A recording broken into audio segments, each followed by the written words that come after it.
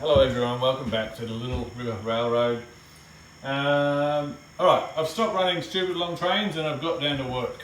So, since you guys last watched, I pretty much ripped up the track from where my arm is on both sides and relayed it all. I've rejigged the entrance to the yard. I'm still not particularly happy with a few little bits and bobs in here. I might change that, I might not, I'm not sure. Anyway, so I'll come around behind the camera and I'll do a bit of a tour of what I've done. So hold on a second. I've got myself a gimbal now for doing videoing, so hopefully things run a bit smoother. So, last time you guys watched, I was running that big double stack train all the way up the back there, round here, through there, then back down again, and then up onto the peninsula. So, you'll remember from last time I was having an issue with the well cars derailing around here. So what I found was going on was the trains were pretty much coming straight off the super elevation of that corner and then into the turnout, which was creating a few issues. So I've moved the turnouts to there, further down. I've actually gone 2 curved turnouts. So that's the entrance to the yard. So then that runs down into the arrivals and departures, and then off that shoots the, the other sidings, the stub sidings, and blah, blah, blah. Yeah, so by moving those points, I've also now got a lot longer yard lead. So you can see the lead for my yard goes all the way around to that corner. So I can pretty much run whatever fits in the arrivals and departures track will now fit inside the lead as well. So yeah, I pretty much ripped it all up and went again.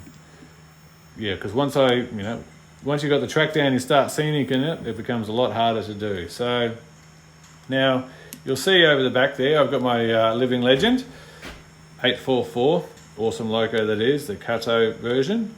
I think the only ones that do one anyway. But so yeah, I had issues with him derailing down in that tight radius there. And I thought it was all about the track work, so I kept on, mucking around with it. And then I ran the daylight through there. So you can guys see I also have the daylight loco. I ran him through there. Ooh. And he ran not a problem. So then I pulled apart the 844 and worked on all the wheel gauges and everything. Got him all up and running, and he ran through there fine, at a reasonable nick. If you try and highball him through there, he does not like that, but I think that's fair enough too. It's a big loco going through a pretty tight radius. There is a bit of an over tightening of the radius where you can see I've got this little small piece of track there, so I might still have a bit of jiggery pokery there to get that sorted out. So yeah, not the slickest video I've ever done, but it just gives you guys an indication of what I've been up to. I still haven't got the bench work down the end there sorted out, and I still need to get this all sorted out so I can get some continual running, and I still need to then, once I can do that, I can get the peninsula hooked up to the higher level like I used to have in the old room.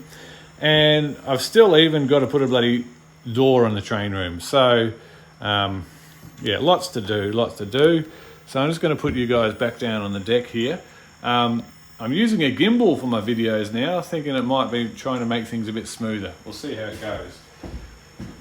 So that's where we're at, guys. A bit of progress, still heaps to do. I really want to seal up the room. It's starting to get cold now. So a month ago I was sweating bullets up here. We're in autumn now, or fall as my American friends would call it.